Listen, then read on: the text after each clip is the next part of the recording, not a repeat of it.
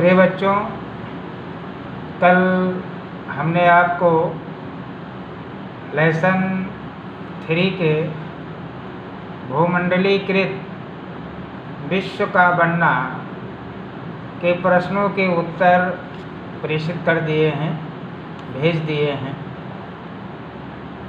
और उम्मीद है कि आप अपने फेर कापी में कर लिए होंगे। आज आप सभी लोगों को लेसन 4 जिसका नाम है औद्योगिकरण का युग, इस लेसन का अध्ययन करना है। इसमें सबसे पहले आप देखेंगे कि औद्योगिक क्रांति से पूर्व औद्योगिकरण का इतिहास कारखानों की स्थापना के साथ शुरू हुआ। इंग्लैंड के कारखानों की शुरुआत औद्योगिक उत्पादन के साथ ही प्रारंभ हुई थी। यह आदि औद्योगिकरण के रूप में जाना जाता है। विश्व व्यापार, शहरी शिल्प और व्यापार मंडल बहुत शक्तिशाली थे। शासकों ने एक विशिष्ट उत्पाद प्रणाली गिल्ड का उत्पादन और व्यापार के अधिकार दिए। व्यापारियों ने गरीब किसानों तथा ग्रामीण क्षेत्रों के मजदूरों की पैसे की आपूर्ति की और उन्हें अंतर्राष्ट्रीय बाजार के उत्पादन के लिए प्रेरित किया। 17वीं और 18वीं शताब्दी में विश्व व्यापार बहुत तेज़ी से फैला। किसानों की स्थिति अच्छी नहीं थी, इसलिए व्यापारियों द्वारा दिए गए प्रस्ताव को स्वीकार कर लिया। आदि औद्योगिकरण, औद्योगिक उत्पादन ने किसानों की आय में महत्वपूर्ण योगदान दिया। अब वे पूरे परिवार के श्रम संसाधनों का उपयोग कर सकते थे।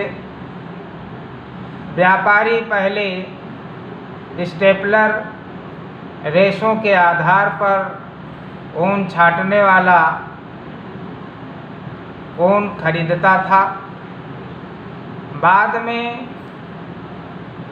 स्पिनरों की आपूर्ति करता था।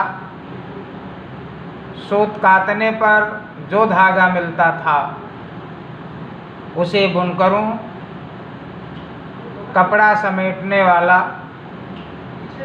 और रंग साजों तक पहुंचाया जाता था। विश्व व्यापार में बेचने से पूर्व, विश्व बाजार में बेचने से पूर्व कपड़ों की फिनिशिंग लंदन में होती थी, जिसके परिणाम स्वरूप लंदन फिनिशिंग सेंटर के रूप में जाना जाने लगा।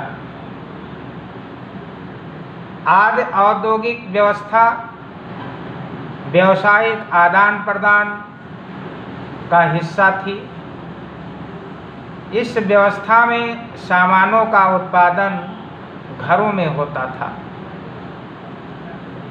कारखानों का उदय, इंग्लैंड में सर्वप्रथम 1730 के दशक में कारखाना खुला।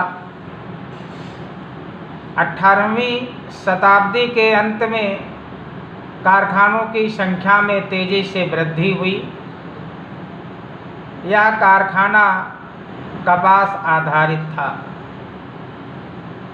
18वीं शताब्दी में कई आविष्कार हुए, जिसमें कार्डिंग, एतना व कताई और लपेटना आदि शामिल थी।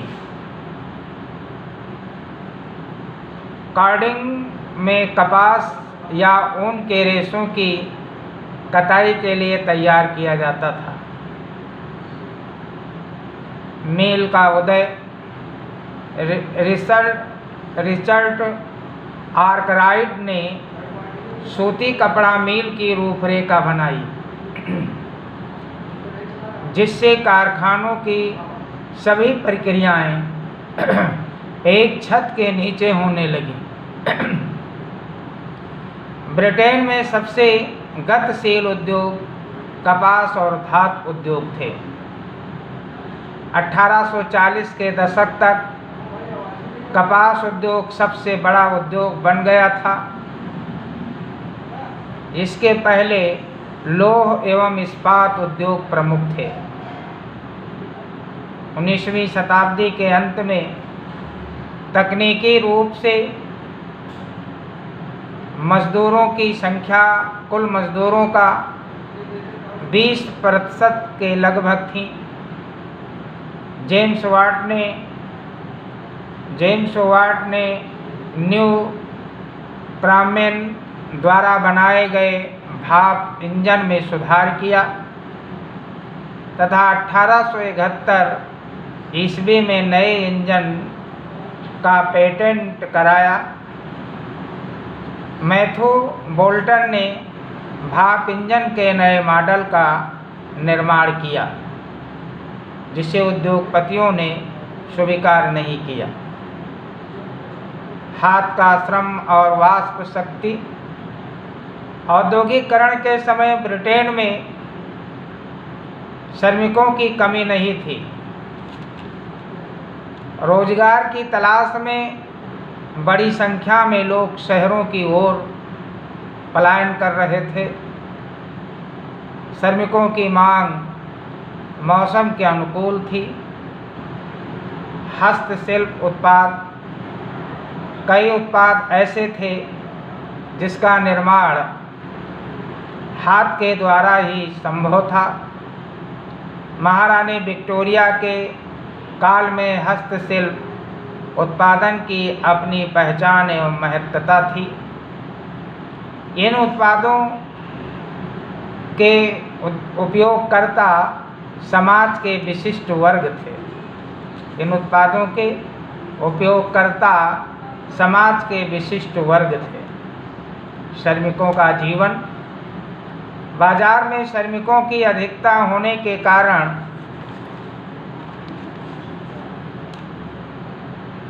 काम मिलना आसान नहीं था। श्रमिकों की स्थिति दयनीय थी। मौसम आधारित काम होने के कारण मजदूरों को अन्य कामों की तलाश करनी पड़ती थी। यद्यपि 19वीं शताब्दी की शुरुआत में मजदूरी में कुछ वृद्धि हुई, लेकिन यह वृद्धि वस्तुओं के मूल्य में वृद्धि से संतुलित थी। 19वीं शताब्दी तक लगभग 10% शहरी आबादी की स्थिति खराब थी। प्रौद्योगिकी और रोजगार। श्रमिक नई प्रौद्योगिकी के विरुद्ध में थे, क्योंकि उन्हें डर था कि इससे बेरोजगारी और बढ़ जाएगी। महिलाओं ने ऊन कताई की मशीन स्पिनिंग जैनी का विरोध किया था। उस समय सड़क, रेलवे, सुरंग, जल निकासी आदि व्यवस्था विकसित हो रही थी, जिसमें रोजगार की आवश्यकता थी। अकेले परिवहन उद्योग में 1840 के दशक में मजदूरों की संख्या में 2 गुना बढ़ोतरी हुई थी, जो अगले 30 वर्षों में पुनः 2 गुना हो गई थी। उपनिवेशों में औद्योगिकरण। ब्रिटिश उपनिवेशों की भांति भारत में भी औद्योगिकरण प्रारंभ हुआ। यहाँ कारखाना उद्योग, के साथ साथ गैर मशीनी क्षेत्रों में भी विकास किया गया। भारतीय कपड़ा उद्योग। मशीन आने से पूर्व विश्व बाजार में भारत के रेशमी और सूती उत्पादों की प्रमुखता थी।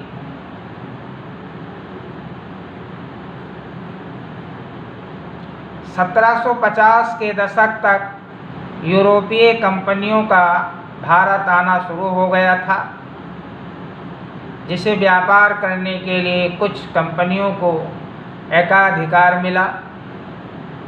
इसके परिणाम स्वरूप सूरत और हुगली बंदरगाहों के व्यापार में गिरावट आई तथा बॉम्बे और कोलकाता जैसे नए बंदरगाहों का उद्भव हुआ। बुनकरों की स्थिति। भारतीय कपड़ों की यूरोप में बहुत मांग थी। यूरोपियन कंपनियां भारतीय कपड़ों के निर्यात को विस्तार देना चाहती थीं, जिससे फ्रांसीसी, डच और पुर्तगाली व्यापारियों में प्रतिस्पर्धा होने लगी। ईस्ट इंडिया कंपनी ने अपनी राजनीतिक सत्ता स्थापित करने के पश्चात प्रतिस्पर्धियों को समाप्त करना शुरू कर दिया तथा व्यापार पर एकाधिकार स्थापित कर लिया। बुनकर अपने गांव छोड़कर अन्य स्थानों पर चले गए। नेक्स्ट पॉइंट है भारत में मैनचेस्टर। 1811 ईस्वी और 1812 ईस्वी में सूती माल का निर्यात 33% था, जो 1850-1851 में केवल 3% रह गया। इंग्लैंड में कपास उद्योग 19वीं सदी में विकसित हुआ था। उद्योगपतियों ने सरकार पर सूती वस्त्रों पर आयात शुल्क लगाने के लिए दबाव डाला, जिससे मैनचेस्टर बिना प्रतिस्पर्धा के ब्रिटेन में माल बेचे जा सके। 1870 के दशक में इंग्लैंड से कपास का आयात भारतीय आयात के मूल्य का 50% से अधिक था। 50% से अधिक था। भारतीय बुनकरों के समस्याएं। भारतीय बुनकरों को निम्नलिखित समस्याओं का सामना करना पड़ा। उनका बाजार में निर्यात कम हो गया था। मशीनों से बनी वस्त्रों की अधिकता होने लगी थी, जिससे भारतीय बुनकर प्रतिस्पर्धा नहीं कर सके। अमेरिकी गृह युद्ध के बाद अमेरिका से कपास आना बंद हो गया, तो ब्रिटेन भारत से कच्चे माल का आयात करने लगा, जिससे कपास के मूल्य में वृद्धि हुई। भारतीय बुनकर उच्च मूल्य में वृद्धि के कारण कपास नहीं खरीद पा रहे थे, जो एक बड़ी समस्या थी। कारखानों का विकास। भारत में सर्वप्रथम कपास और जूट मिलों की स्थापना हुई। भारत की पहली कपास मिल 1854 ईस्वी में मुंबई में स्थापित की गई थी तथा पहली जूट मिल बंगाल में 1855 ईस्वी में स्थापित की गई थी।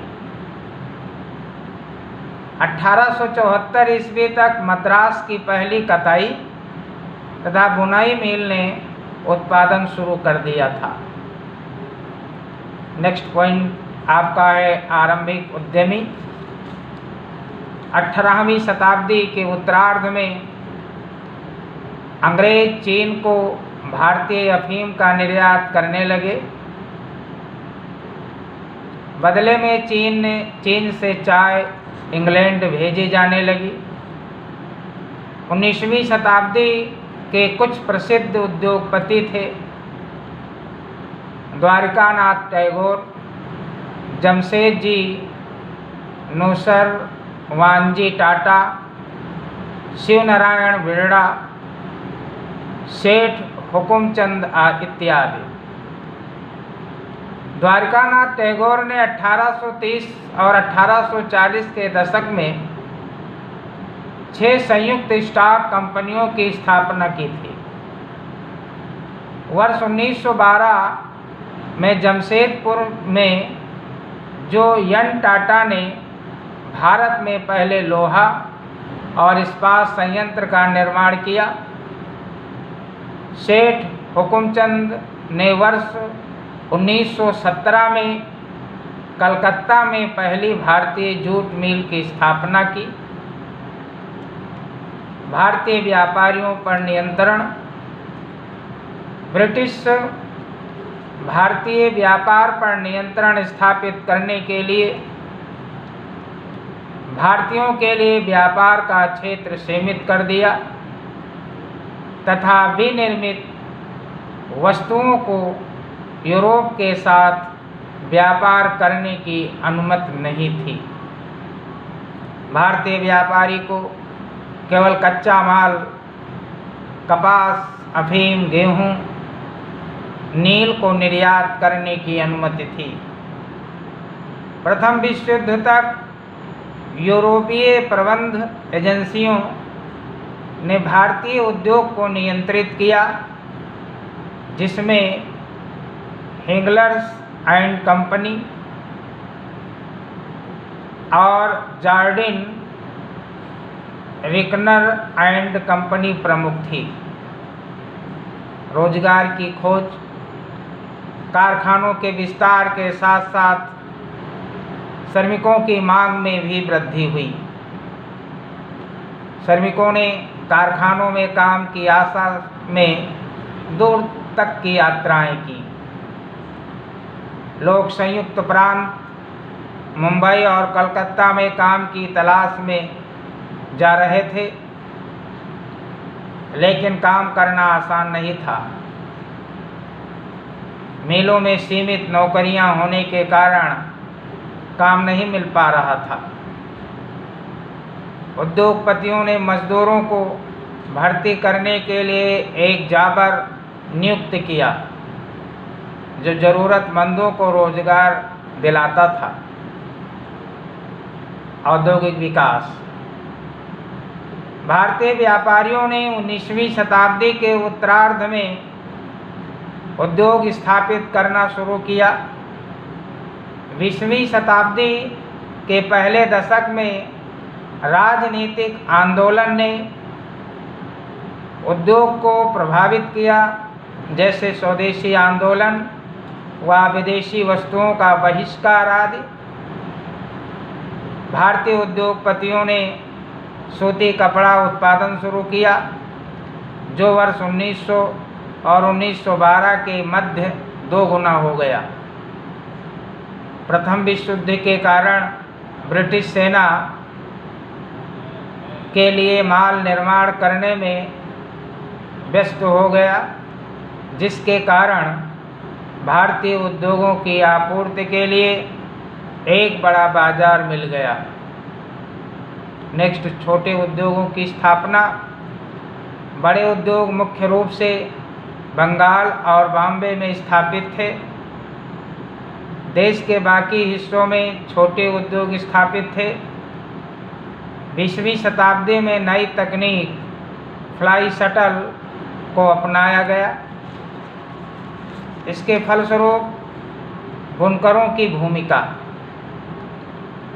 बुनकर मोटे एवं महीन कपड़ों का उत्पादन करते थे।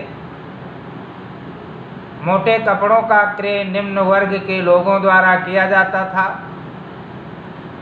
तथा उसकी मांग में उतार चढ़ाव आता रहता था।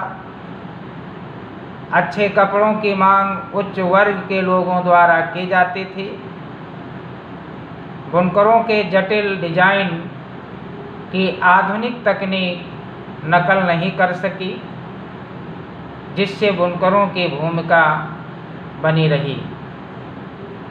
विज्ञापन और बाजार। विज्ञापन का प्रयोग उत्पादों को लोकप्रिय बनाने के लिए किया गया।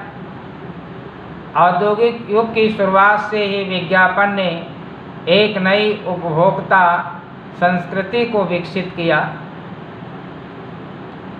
भारत में विज्ञापन मैनचेस्टर के उद्योगपतियों ने भारत में जब कपड़ा बेचना शुरू किया तो उन्होंने कपड़े पर मेड इन मैनचेस्टर का लेबल लगाना शुरू कर दिया। कभी कभी भारतीय देवी देवताओं की छवि भी इन लेबलों पर लगाई जाती थी। विज्ञापन स्वदेशी के राष्ट्रवादी संदेश का वाहक बन गए, जो उत्पाद की गुणवत्ता की गारंटी देता था। ये बच्चों, ये लेसन 4 का वादन था और लेसन 4 में आप महत्वपूर्ण बिंदुओं को जानकारी प्राप्त करेंगे, जिसमें आप देखेंगे महत्वपूर्ण ऐतिहासिक तिथियां एवं घटनाएं। 1600 ईस्वी में ईस्ट इंडिया कंपनी की स्थापना हुई थी। 1764 ईस्वी में स्पिनिंग जेनी मशीन का आविष्कार हुआ था। 1769 ईस्वी में वाटर फ्रेम का आविष्कार किया गया। 1730 ईस्वी में इंग्लैंड में सबसे पहले 1730 ईस्वी के दशक में कारखाने खोले गए। 1776 ईस्वी में म्यूल नामक सूत काटने की मशीन का आविष्कार किया गया। 1793 ईस्वी में कॉटन जिन नामक मशीन का आविष्कार किया गया। 1853 ईस्वी भारत में रेलवे का प्रायोगिक तौर पर परिचालन मुंबई से ठाणे के बीच किया गया। 1854 ईस्वी में भारत में मुंबई में पहली कपड़ा मिल की स्थापना की गई थी।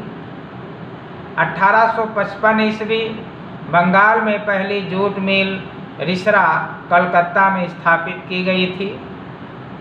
1860 ईस्वी कानपुर उत्तर प्रदेश में एलिंगन मिल की स्थापना की गई थी।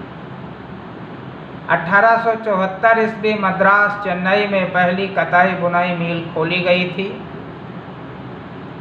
1912 ईस्वी में जमशेदपुर झारखंड में लौह इस्पात संयंत्र की स्थापना की गई।